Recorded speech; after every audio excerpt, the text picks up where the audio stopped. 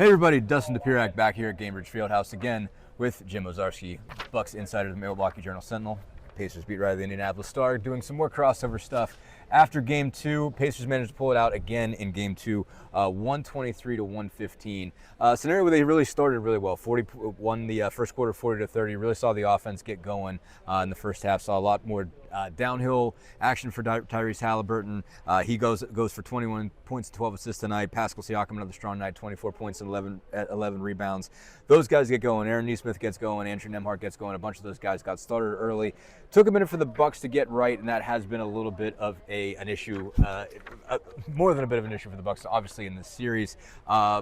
Basically, first, let's start there. Just what did they say about that? Heard Giannis talking a little bit about that. What has kind of led to some of those issues, and yeah, what is, and I guess what they plan to do to fix it? Yeah, I mean, so again, 2 games in a row, they fall down 8-0 early. They try to get Kyle Kuzma going, try to get Brook Lopez going. The other way, defensive breakdowns, right? And while 8-0 in the first couple minutes of an NBA game, you feel shouldn't make an impact, but yet, again, Dustin, the Bucks fall behind 15 in the first half. They fall behind 15 in the fourth. Not 26, so maybe a little better. Right. But playing this Pacers team, it's just to chase them. The Bucks are not built for that, you know. And so for them, there were some defensive breakdowns clearly, but offensively, trying to get some guys involved that weren't in Game 1. I guess I don't mind the strategy. Right. Problem is they missed 3 layups. Yeah. And missed 6 layups in their first 9 shots. So you, on one hand, you could say, well, we got to the rim, but didn't finish. And so, yeah, the Bucks know kind of Game 3, they need to start better. What does that mean? How do they do that? I'm guessing, Dustin, they might try to lean on Dame and Giannis. Yeah, I don't think there's anything wrong with trying to get a couple other guys involved. They did get good looks. They didn't fall. Right. And then it compounded it with some defensive issues. To your point, Tyrese Haliburton had his way. You know, Ryan Rollins didn't play with Dame coming back. The Bucks tried switching stuff, and Tyrese got real comfortable real early. Yeah, no, he absolutely did. I think, obviously, one of those games where after he was 3 of 13 in Game 1, 0 of 7 for 3, you know he's not going to go for 0 for 7 for 3 again. Obviously, it seemed like he was plenty motivated. He said he wasn't specifically motivated by the fact The Athletic put out a poll saying he's the most overrated player in the NBA. He got 13 out of 90 votes. I mean, it's not like everybody in the league thinks he's overrated. But he said, it didn't affect the way I'm playing. But Tyrese is chronically online, as he said, so he absolutely read it and knew he did. Rick Carlisle totally read it, and Rick went off about that. You can obviously read about that in the Star. He called it a BS poll, among other things. But you obviously saw, again, Haliburton was able to get to the rim easy. First off, got into the paint, middle of the paint, and had some easy kickouts for 3, I think, to Aaron Nesmith and Miles Turner right out of the gate. It seemed to kind of put the Bucks back on their heels from that point forward, and then he got some clean looks. They did a good job of getting him some clean looks, some good off-the-ball screening, that kind of stuff. Just got him going downhill. Another one of those nights, 21 points, 12 assists versus 3 turnovers. Got the rest of the offense going. Eventually, the Bucks catch up. Eventually, they were able to slow them down. Did a lot of switching, especially in the fourth quarter. Really kept the ball out of the paint. The Pacers had to hit some big shots. Pascal Siakam hit one. Andrew Nembhard hit one. But the Bucks did come all the way back within 2 points. And obviously, a lot of that was driven by Giannis and Dame. Giannis, again, is just a colossus, and he just continues to be almost unguardable no matter what the Pacers try to do. He goes for 34, 18, and 7, which is just incredible. Damian Lillard was 4 of 13, ended up with 14 points. But all the same, obviously, he's coming back from deep vein thrombosis from blood clots in his leg. The fact that he's even doing this is pretty remarkable. How did you see that partnership just come together tonight? Again, it's the very beginnings. There's some level of rust for Dame. How do you see that going forward? What signs did today give you in terms of how they can be going forward in this series as Dame gets more and more comfortable just back on his legs? So Doc Rivers at the start of the game was like, well, maybe I'll have to see if Dame's tired, pull him out if need be. By the end of the game, he's like, you know what? We're going to keep him out there. Just go to kind of break through any sort of cardio walls or rust walls and hope 2 days to recover. Look, I guess if you're the Bucks, the fact that he was tired, many minutes, he hit a big 3 late. The massive to get him within 2. Obviously, we know Dame is going to kind of be a guy that teams look for defensively, but offensively, that's where he's going to make a difference. Sure. And you did see him get to the basket and kick out to Bobby Portis for key 3s. The big 3 he hit. If you're the Bucks, you're thinking, all right, if he got this out of the way, if you will, this first game, right? We'll see a more consistent Dame start to finish. I don't think he took his first shot till late in the first quarter. I think it was by design, as we spoke about. Sure. I can't see that happening again. Right. Now, the Giannis Dame two-man game, look, they've played about 120 regular season games together. So that's not new. The playoffs are, though. Sure. This is their first playoff game. And look, there were a couple times they kind of got in each other's way. And so I think some of that was just, again, they haven't done it together since May 18th. Things change, right? It's been a little bit. So, Dustin, I do think going forward, game 3 in particular, at home, if you can get those guys going, which then will also get the ball sprayed out a little more. Because again, that was the issue in game 1. You don't want to go back to that where your supporting shooters are not touching the ball. So there's a balance there. They've struck that balance at times this year. Right. Game 3, it all needs to come together, though. Sure. Yeah, the Pacers seem to have a sense that it's going to get a lot harder in Game 3 because for all of these factors going forward, there's obvious Game 3 when you're going back to the other place, even when you have a 2-0 lead, but you're going to their place. It's always a big lift, no matter who you're playing, but especially any team with any kind of talent, any kind of experience, any kind of crowd whatsoever, it's going to be a tough lift. But the Pacers seem to have a sense that, one, they're going to see a much better version of Dame Lillard. 2, they're going to see a better team overall. And they see, I think, enough breakdowns in themselves that they're worried about. I mean, they feel like they should have been able to do at least a little bit better on Giannis, make it at least harder for him to just cruise through the lane than he has. They want to be a little bit sharper. They obviously just saw some offensive breakdowns, I thought, really in the fourth quarter. It took them a while to get going, and they needed 2 big, super clutch threes to go down because they weren't getting the ball anywhere near the rim for most of that fourth quarter. And obviously, they were able to do that a lot in the first half, get some fast break stuff. That kind of went away in the fourth quarter. I think they have a sense that that some of their play is not going to cut it, basically, on the road in this series, the way Milwaukee is probably going to build up. I think they expect to see a better version of the Bucks on Friday, and certainly then again on Sunday in Milwaukee. So we'll see if that turns out to be the case, and we'll have another one of these from Milwaukee on Friday. And thanks again for watching. Obviously, we know that they're going to keep going. They're not going to quit. They're a really good team, so they made a run, and yeah, we missed a lot of open shots, to be honest. But that happens in some parts of the game, and I was wide open, and it's probably was like that for a lot of the shots that we had at that time. So I'm just taking with confidence and shoot it and win it. Just obviously they made it a little bit hard to get in the paint, especially with all the switching they were doing. I mean, just what are you concerned about in that stretch in terms of process, and what did you guys have to, kind of get right, I guess, to get,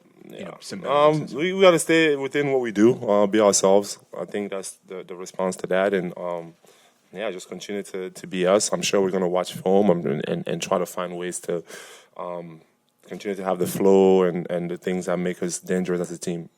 Obviously, the last season, the first 2 games of this series, this team really relied on you a whole lot, and obviously you've still been just as productive in these first 2. How is it different this time for you in terms of still having to come up with that production, and how are you being leaned on differently, I guess, than you were last year? No, I think obviously the guys know me a little bit more. I think I just try to be a voice to the team and. Making sure that, obviously I've been in these situations before, so make sure they hear my voice when it's needed. And out there on the floor, just continue to play together, be together, and be that person that can kind of settle everybody down. I just try to stay steady through everything. And like I said, the playoffs is a lot of emotion, it's a lot of ups and downs, and we just got to try to stay porous through everything. And I know it's a hard task, but we got to keep doing it.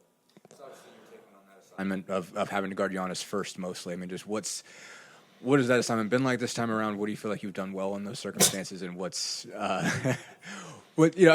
it's a heck of a matchup. But I mean, what do you feel like you've done well, and what do you look at and saying this is an area where I can do it better? He's coming out of these games, what do you have today? Yeah, so I gotta continue to do a better job, try to make it as hard as we can on him. He's a tough cover, but yeah, we just gotta go game by game and try to get better. Obviously, I'm not gonna talk a lot about that, but like I said, I think you look at the points that he had. It's like we gotta do better. I gotta do better. Pascal, Tyrese was pretty honest. He said, we don't like them, they don't like us. But I'm wondering, to ask you, does it bring out a little extra juice when you have a team that you have like a lot of recent history with, and it's a rivalry, right? I mean, does that add any extra edge to it? No, I mean, it's the playoffs. I mean, if you need an edge in the playoffs, we got a problem. So Fair. this is the time to go out there, give everything we have, and all the edge we need is just the fact that we're in the playoffs and we're fighting for our lives and fighting for something super important as a team that we want to accomplish, and we got to give everything we have. So to be honest, that's the focus. Okay. Pascal, a lot of your teammates mentioned your voice being important last year throughout the postseason. This is a lot of their first times being up 2-0. What is different about playing with a lead, and what do you tell your teammates in this moment? It doesn't matter. It doesn't matter, to be honest. The games are not the same. I've been in a lot of games, where I've been in a lot of situations, and so it doesn't really matter. We can't look at the score. We can't look at where we at. We got to attack it game by game, and we about to go on the road. It's about to be tough. I'm sure the fans are going to be there. They're going to give them everything. I'm sure they're going to be ready for it, to throw everything that they have. So we just got to take it game by game and just focus on that game, because it's going to be all these leads or whatever. We won, we didn't win, but the games are not the same. They don't look the same at all. Every single game is different, and we just got to approach it that way. And I have 1,000,000% confidence on my team, and we just got to go out there and fight as hard as we can.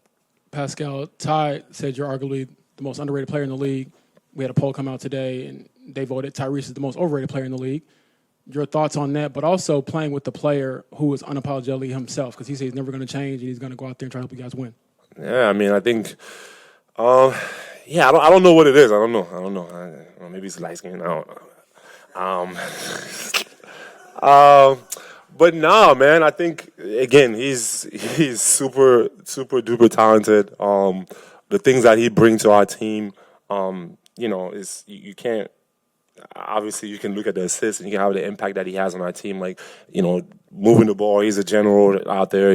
He makes us go. So we're gonna ride with Tyrese, to the wheels fall off. And I think for me, he's such a special player just because he can impact the game. Not just by scoring, but being able to open the floor for everybody else, putting everybody in the right positions, and doing it with a swag. So at the end of the day, some people are going to like it, some people are not going to like it. I think he's an unselfish player out there when he plays, and he has one thing in mind is to win, and he's always thinking about how to make us better.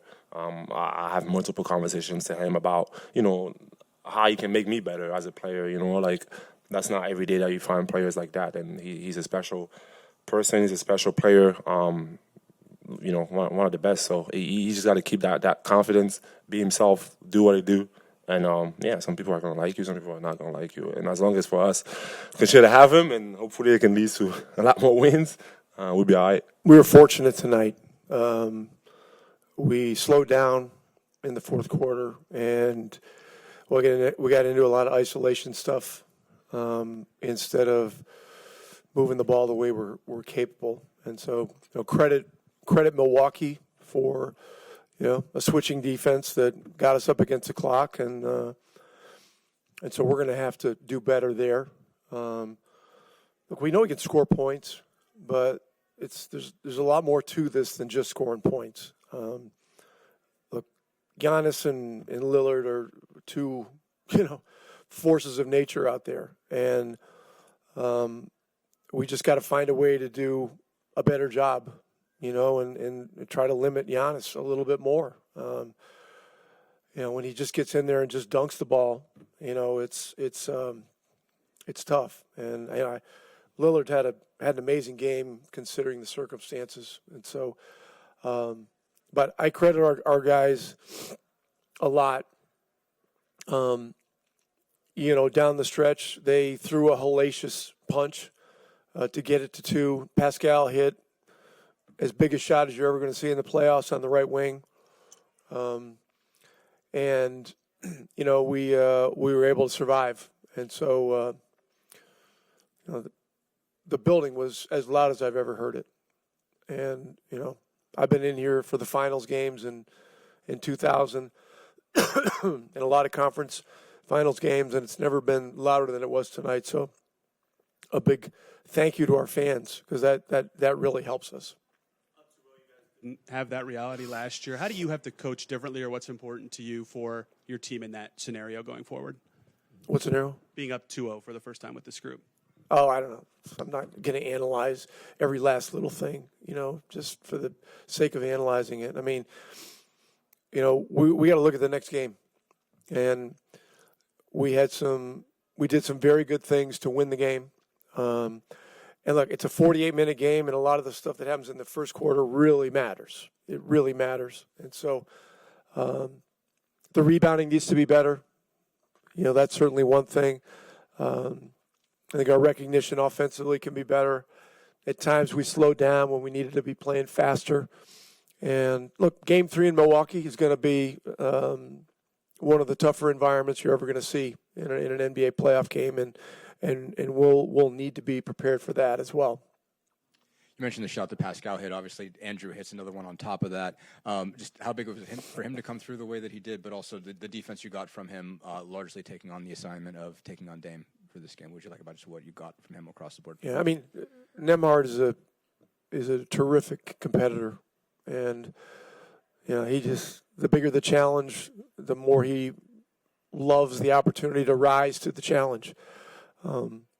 Again, we put him in a tough spot on the step back he hit on Giannis. I mean, it wasn't a good possession. He got stuck with the ball with 6 or 7 seconds and manufactured, a big time shot, which we obviously really needed. So we want to avoid those situations whenever we can.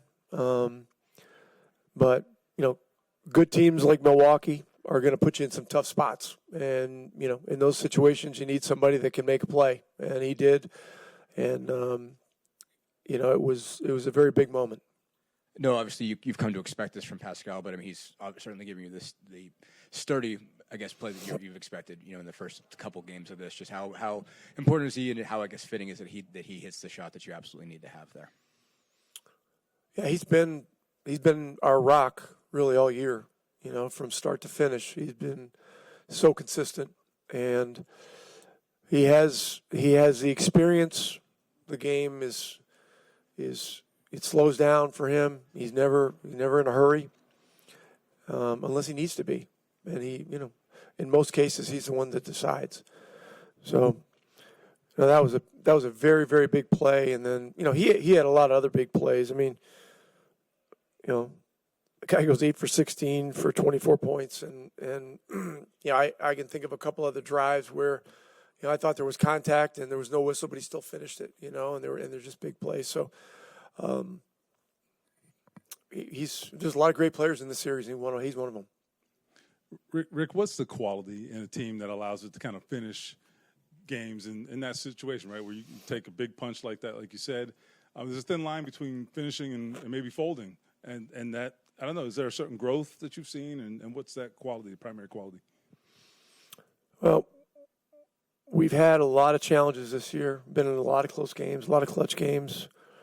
I don't know where we rank, but early in the year, it seemed like almost every game we were playing for a while was a clutch game, and we were the game, and we were not winning at the rate that we normally did for various reasons, but the games that we were winning were clutch games, and so we've got some experience with this, and you just got to assume that playoff games are going to be clutch games. That's just the nature of them. And so you got to embrace that, and we've got to be prepared to execute. And sometimes executing isn't calling a play. Executing is being true to your capabilities as a ball movement team, and that's where we're going to have to be better in the next game. Rick, obviously this playoffs started off much better than last year's set of playoffs. So how much does a 2-0 start help you guys have the momentum going through the rest of the series, and how big was this win today? Well, we've done our job, and that's all we've done. We've protected home court, and now the scene shifts. and their building will be wild on Friday and Sunday, and so we've got to be prepared. And this is a new situation for a lot of the guys on our team, and so as we move into it, those of us that have been in these situations have got to help prepare our guys, but we've got to have a strong element of simplicity with it. Over the course of the season, we see every coverage. We see some teams that play a drop, some teams at the level, some teams switch.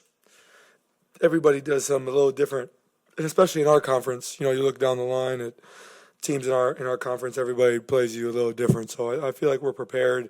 We had a good week of prep.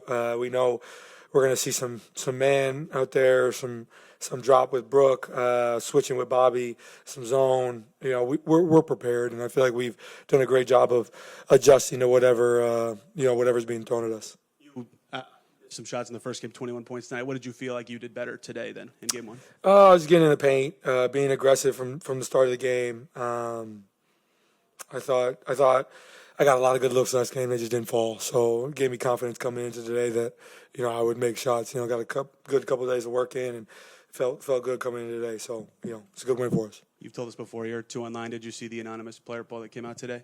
I did. What was your reaction to that, and did it at all impact the way you played today? It didn't impact the way I played today at all. I must be doing something right, if that's the case. I don't have a big speech or comment on it.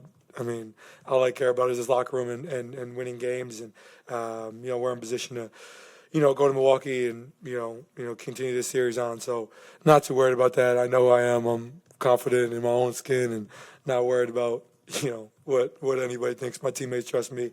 So does my front office, my coaching staff. So I'm good. I could care less. Obviously, they come back to within 2 points in the last 2 minutes. You get 2 big shots from Pascal and Drew. Obviously, those guys have been kind of sturdy players you've been able to rely on. Just how big were those 2 shots, and how much does it say about those 2 guys and the kind of competitors they are? Yeah, I think we got a lot of good looks down the stretch, a ton. I missed the wide open one. I think Pete missed the wide open one. Miles missed the wide open one. Drew missed we missed a lot of good looks. But I feel like down the stretch we haven't.